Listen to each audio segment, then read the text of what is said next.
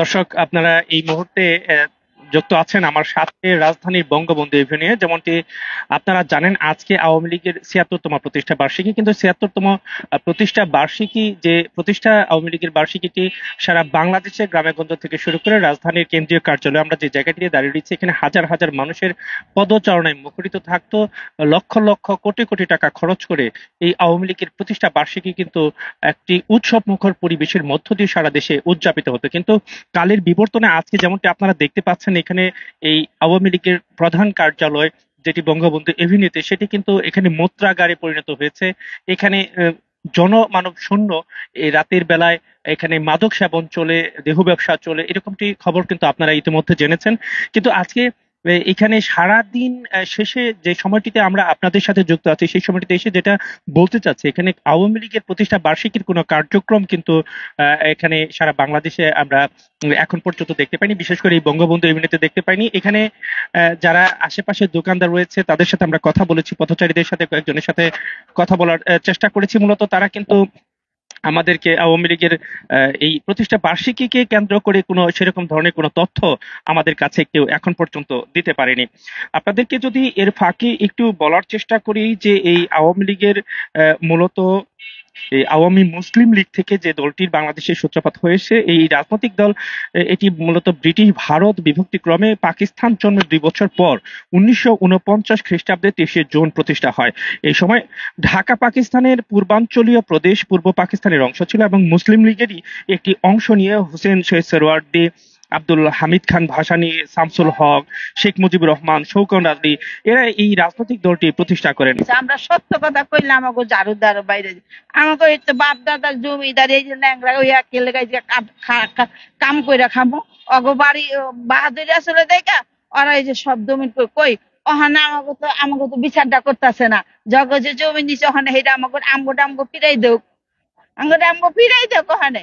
এখন তো আমার সময় আছে, আমগোটা ফিরাই দেও।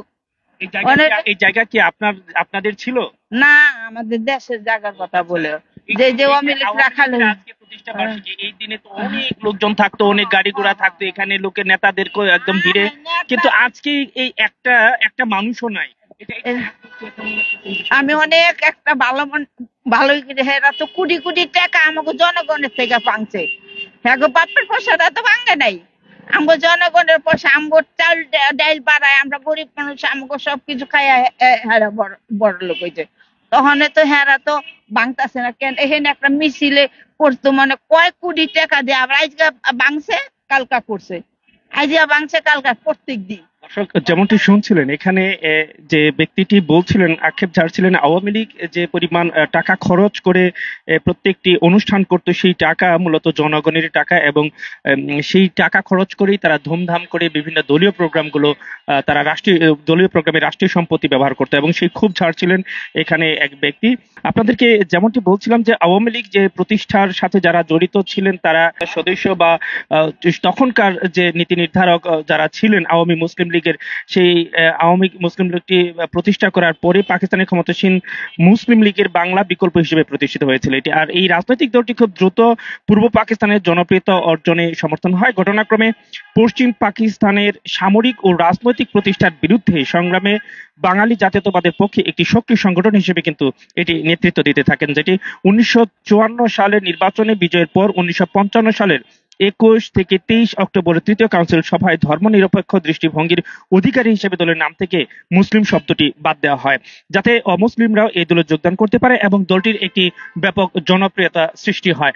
তারপরে যেমনটি আপনারা দেখেছেন যে এখানে এই ৩৬ জুলাইয়ের যে আন্দোলন, সেই আন্দোলনে মূলত এখানে বিগত সরকার, আওয়ামী লীগ সরকারের তিনটি টার্ম এখানে রাষ্ট্র পরিচালনার ক্ষেত্রে বিশেষ কিছু যে অনিয়ম, সেই অনিয়মগুলোর কারণে তাদের বিরুদ্ধে বৈষম্য বিরোধী যে আন্দোলনের সূচনা হয়, সেই বৈষম্য বিরোধী অর্থাৎ কোঠা আন্দোলনের দিয়ে যেটি সূত্রপাত হয়, সেই কোঠা আন্দোলনের পরবর্তীতে সেটি এক দফা দাবিতে রূপান্তরিত হয়। ৩৬ জুলাই আওয়ামী লীগ সরকার প্রধান শেখ হাসিনা এই দেশ ছাড়তে বাধ্য হয়।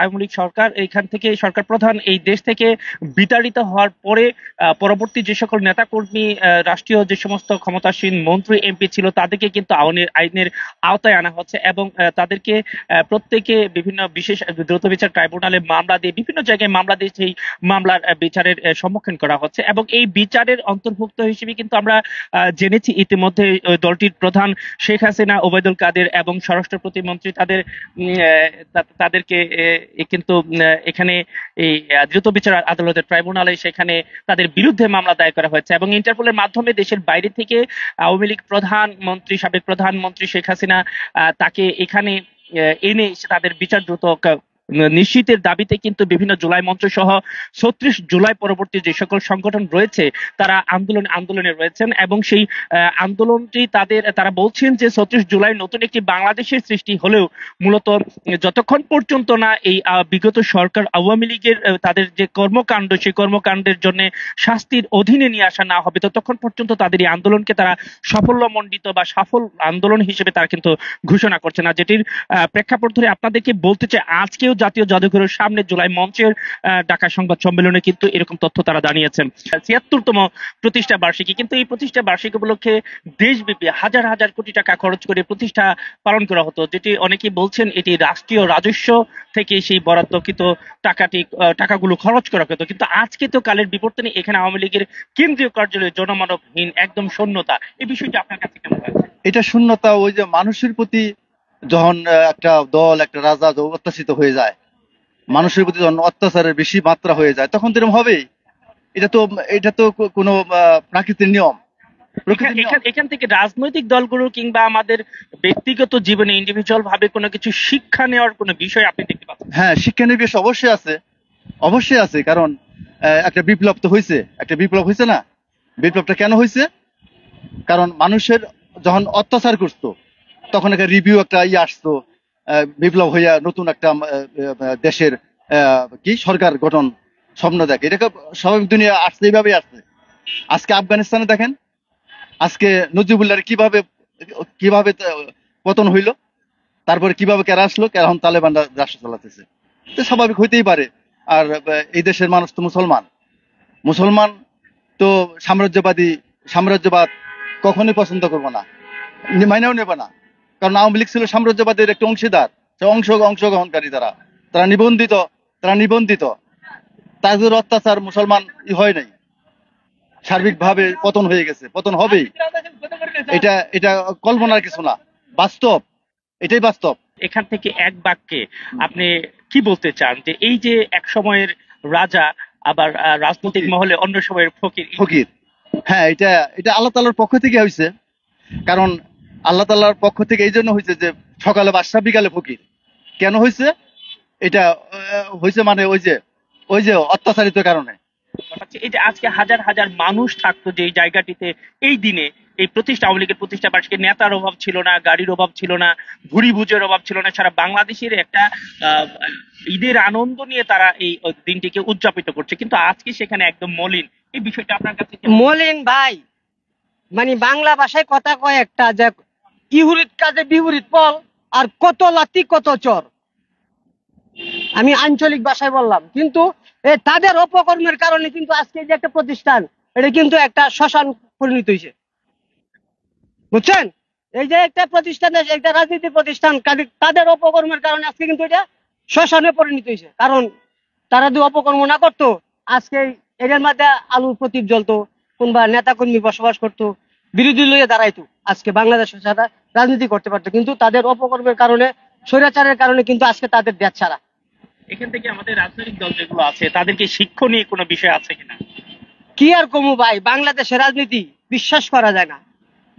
বাংলাদেশের রাজনীতি তো পচা আলুর মতো। কারণ কি জানেন, আলু পচলে খাওয়াও যায় না, ধরাও যায় না, চোয়াও যায় না। তাহলে আপনি কি বলতে চাচ্ছেন যে আওয়ামী লীগের সাথে যারা জড়িত আছে, আওয়ামী লীগের নেতা কর্মী বা সাবেক প্রধানমন্ত্রী, তারা অচিরেই পচালুর মতো পচে গেছে, তাদেরকে বিচারের আওতায় মুখোমুখি হয়ে বিচার হবে, নাকি আবার পুনরায় আওয়ামী লীগ ফিরে আসতে পারে?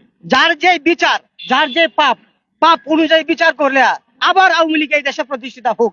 কিন্তু আমরা এটা চাই না আওয়ামী লীগ বিদায় হোক চিরতলে।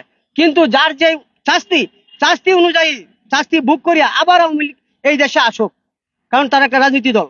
কিন্তু এটা অস্বীকার করার মতো না। কিন্তু তাদের অপকর্মের কারণে কিন্তু দেশটা, তারা যে দলটা এটা কিন্তু নষ্ট হয়ে গেছে গা। ধন্যবাদ আপনাকে। দর্শক যেমনটি শুনছিলেন, আর মূলত আওয়ামী লীগের তাদের কৃতকর্মের যে ফল, সেই ফলস্বরূপ কিন্তু আজকে তাদের এই অবস্থা। আমরা যদি একটু ভিতরে গিয়ে যদি একটু দেখানোর চেষ্টা করি যে কার্যালয়টিতে আজকের দিনে আলোকসজ্জা সাজিয়ে এখানে এই প্রতিষ্ঠা বার্ষিকী উদযাপন করা হতো, সেখানের চিত্রটি কিন্তু একদম মলমূত্রাগার হিসেবে এখানে পরিচালিত, এবং ভিতরের যে চিত্রটি সেটি আরো ভয়াবহ। ভিতরে ঢোকার কোনো অবস্থা নেই, এখানে মলমূত্র ত্যাগ করে একদম অনুপযোগী করেছে, এবং রাতের আধারে সেখানে নেশাখোরদের যে দল রয়েছে তারা কিন্তু ভিতরে গিয়ে নেশা করি, সেরকম তথ্য আমাদের কাছে আছে। তবে আজকের এই প্রতিষ্ঠা বার্ষিকীতে সবকিছু মিলে যেরকমটি আমরা তো আপনাদেরকে বলতে চাই, যেমনটি শুনছিলেন, প্রত্যেকটা মানুষ শুধু নয়, প্রত্যেকটি রাজনৈতিক দলকে তাদের কর্মকাণ্ডের যে বিষয়গুলো রয়েছে সেই কর্মকাণ্ডগুলো অবশ্যই হিসাব নিকাশ করতে হবে, যাতে করে পরবর্তী যে সময়টা, সেই সময়টাতে তাদের অস্তিত্ব আওয়ামী লীগের মতো বর্তমানে এইভাবে বিলীন হতে না না পারে। এবং এখান থেকে প্রত্যেকটি রাজনৈতিক গুলোর শিক্ষা নেওয়ার জন্য আহ্বান করেছেন অনেকেই। এবং সেই সাথে যে বিষয়টি এখন আমাদের সবার কাছে মনে প্রশ্ন জাগছে, সেটি হচ্ছে আওয়ামী লীগ কি আবার পুনরায় এসে তাদের এই কেন্দ্রীয় কার্যালয় আবার কি আলোকসজ্জায় সজ্জিত হবে, নাকি আওয়ামী লীগের কৃতকর্মের কারণে তাদেরকে বিচারের আওতায় এনে ফাঁসির কাস্টে দাঁড় করানো হবে প্রত্যেকটি লোককে? এমন আশঙ্কা প্রত্যেকটি মানুষের ভিতরে। সেই শেষ পরিণতি কি হয়, আওয়ামী লীগের প্রতিষ্ঠা নাকি আওয়ামী লীগের ধ্বংস, কিংবা আওয়ামী লীগের এই অনিয়মের পেছনে যারা জড়িত রয়েছে তাদের শাস্তি, সেই বিষয়টি দেখার জন্য কেবলমাত্র আমাদের সময়ের সাথেই অপেক্ষা করতে হবে। সিরাজুল ইসলাম, বৈশাখী সংবাদ, ঢাকা।